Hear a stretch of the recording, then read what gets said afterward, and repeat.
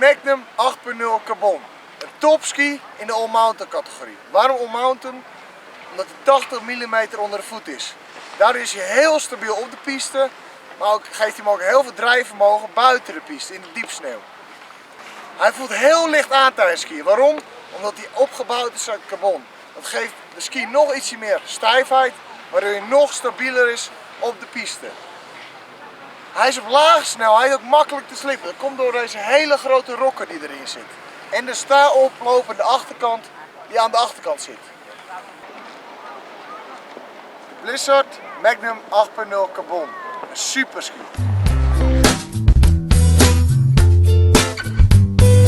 Everyday people like you and me just wanna